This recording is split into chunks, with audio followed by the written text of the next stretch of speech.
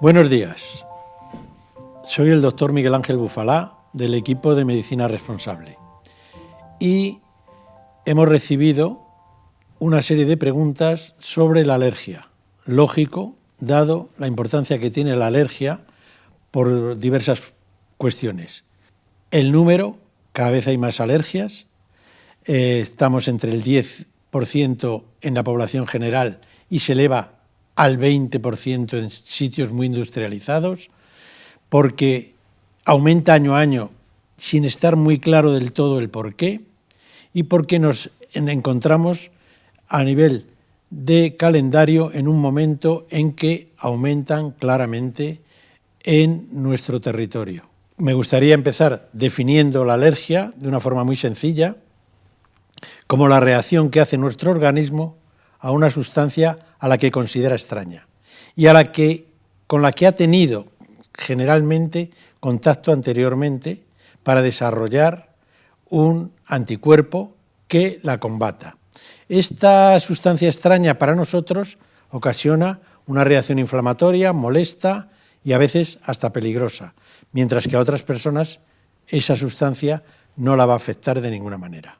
Estoy a su disposición y iré contestando como pueda las preguntas siguientes. ¿Qué es un alérgeno?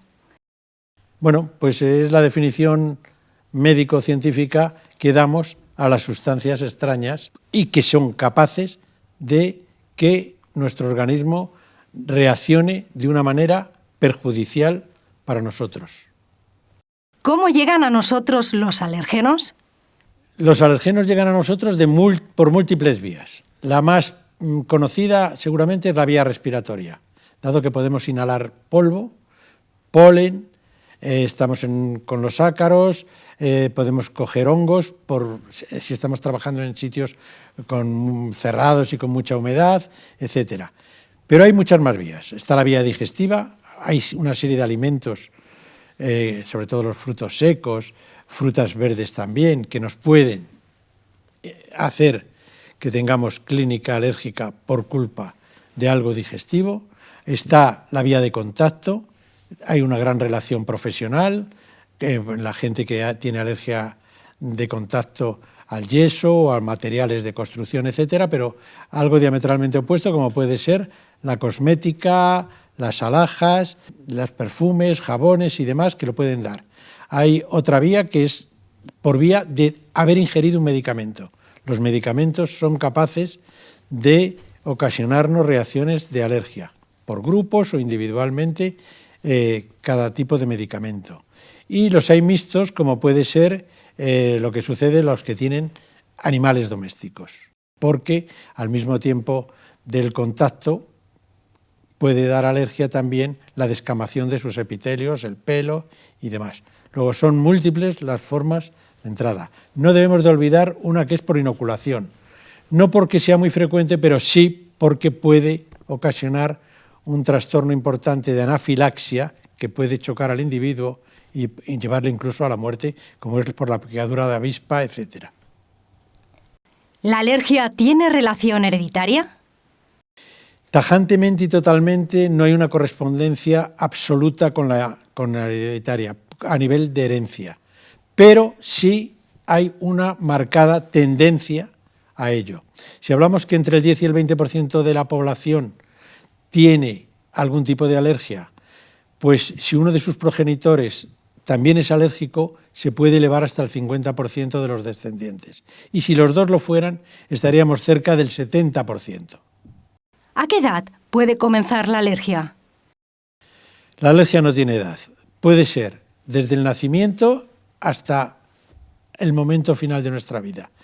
Es verdad que la mayoría de las alergias van debutando a partir de los 5 años, pero ya en bebés, en recién nacidos, se sabe que cuando ingieren, por ejemplo, leche no materna, pueden desarrollar una alergia a esa leche. De ahí nuestro consejo continuo de que al menos los 6 primeros meses se amamante a los hijos. Y todo el mundo sabe que los pediatras recomiendan no iniciar la toma de huevo en los niños hasta que tengan algo más de 2 años. ¿Es siempre necesario un primer contacto con el alérgeno para presentar alergia? En general sí. De hecho, la alergia se da como respuesta a algo extraño.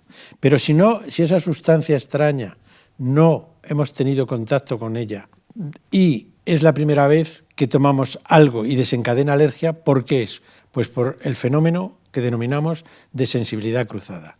Y es que hay sustancias que tienen estructura, proximidad, lo que fuere, que las agrupa como capaces de dar una respuesta la primera vez que lo tomamos.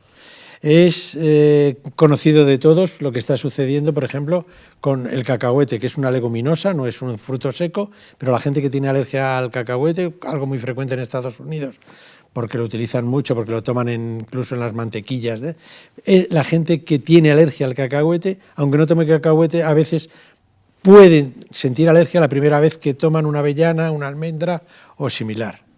Es decir, hay sensibilidad cruzada con otras sustancias. ¿Qué características tiene la llamada alergia primaveral? Bueno, la alergia primaveral, la mayor característica o lo que nos da relevancia a esta entidad es, primero, el gran número de gente que está todo el año prácticamente asintomático y durante la primavera empieza con sintomatología, con molestias y demás. ¿Por qué? Bueno, los alergólogos realmente dicen que debería de llamarse estacional porque dependen de la estación en que estamos. ¿Y por qué? Pues por la gran proliferación de polen en ese momento, en la primavera. Los árboles sueltan polen, las plantas, los aparatos reproductivos de las plantas sueltan polen, los masculinos, para que los reproductivos femeninos los capten y están en ese momento en plena floración soltando polen que es arrastrado por el viento y puede ir incluso kilómetros fuera. Aumenta. Nuestro territorio, en nuestro país, lo más frecuente en cuanto a árboles es el plátano de sombra, el ciprés, el olivo. En Madrid se percibe momentos de alergia al olivo, cuando en Jaén están soltando polen. Son capaces de llegar a estos 400 kilómetros y sentirse. El trigo, el centeno, la avena, el maíz, incluso el arroz. Están soltando polen y nos puede afectar. Eso hace que los síntomas proliferen y que sea una entidad muy propia la alergia primaveral. ¿Cómo se diagnostica la alergia? Bueno, pues como todas las entidades, debemos de intentar diagnosticar empezando por una correcta historia clínica. La historia clínica nos va a decir que cuándo, cómo y por qué muchas veces se siente la alergia. Va a decir las características, va a decir qué está sucediendo. Hay que entretenerse en la historia clínica. Hay que prestarle atención al paciente en esta y en todas las patologías. Hay que mirarle a la cara. Hay que estar pendiente de qué relación familiar tiene.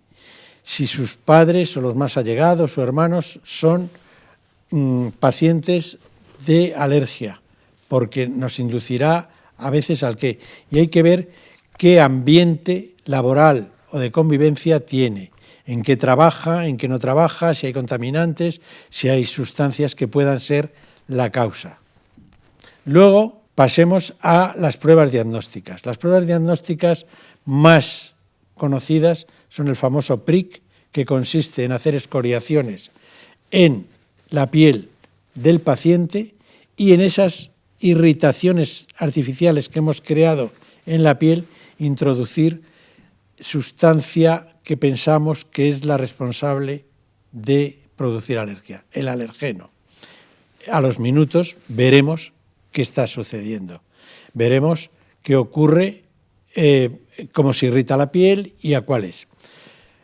Otra prueba puede ser la de hacer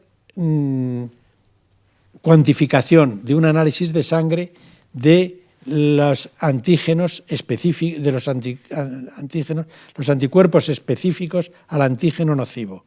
Es cuantificar y señalizar la elevación de una inmunoglobulina, la IgE, a cada alergeno. Esa es otra prueba que se puede hacer. Y luego está la prueba de estimulación como tal, que es enfrentando el paciente con lo que pensemos que está desarrollando la alergia y ver qué reacción tiene el paciente. Esas son las pruebas como tal. ¿Cómo se trata? La alergia se trata, primero, responsabilizando al paciente de que evite por todos los medios el estar en contacto con lo que sospechamos que le ocasiona la alergia, con el alergeno.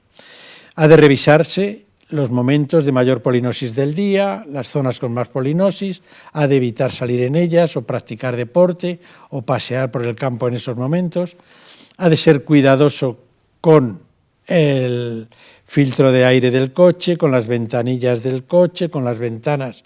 Una cosa es airear y otra es el tener las ventanas abiertas todo el día, pues entrará polen seguramente en primavera. Ha de llegar y la ropa, si ha estado en zona de posible aumento de polinosis, lavarla, meterla en la lavadora al llegar a casa y ducharse incluso para quitarse lo que pueda él estar arrastrando. Sería conveniente llevar gafas porque hay mucha gente que le afecta a nivel ocular.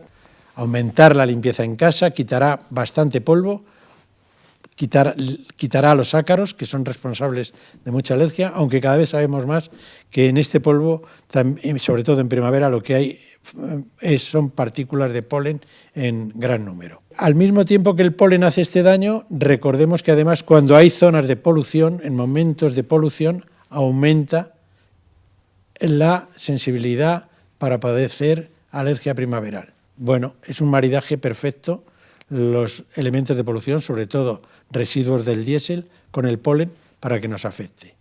Luego daremos medicamentos. ¿Qué medicamentos? Bueno, el arsenal es amplio. Los antihistamínicos, los corticoides, los bloqueadores de los leucotrienos y, en casos de alta emergencia, la adrenalina.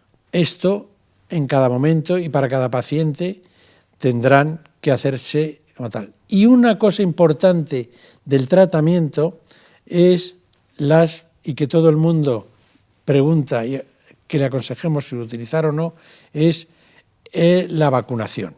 La vacunación, la inmunización. Consiste en, bien por gota sublingual o por inyecciones subcutáneas, ir introduciendo en nuestro organismo la sustancia que consideremos que es el alergeno en muy pequeña cuantía, progresivamente aumentándola, para que haya un fenómeno de acostumbramiento a ello. Esto sí quiero resaltar que es muy importante que si se practica la vacunación, se sea claramente constante en el tratamiento. No vale hacerla 2-3 meses, se suele pinchar una vez al mes y no vale hacerlo 3, 6 meses, 8, hay que cumplir el tratamiento completo, que va de 3 a 5 años. Porque si lo interrumpimos, aunque lleve 2 años, no va a mejorar, no del todo, pero un poquito, no mejorará para nada. Volvemos al punto de partida. ¿Qué son los antihistamínicos? Los antihistamínicos son unas sustancias, unos medicamentos, que consiguen bloquear parte de la reacción en la que consiste la alergia, modulando bien los fenómenos de vasoconstricción y vasodilatación de nuestros capilares, con lo cual la inflamación es mucho menos amplia de lo que nos puede ocasionar si no los tomamos. El antihistamínico es la joya de la corona, pero ojo, tiene sus problemas, tiene efectos secundarios.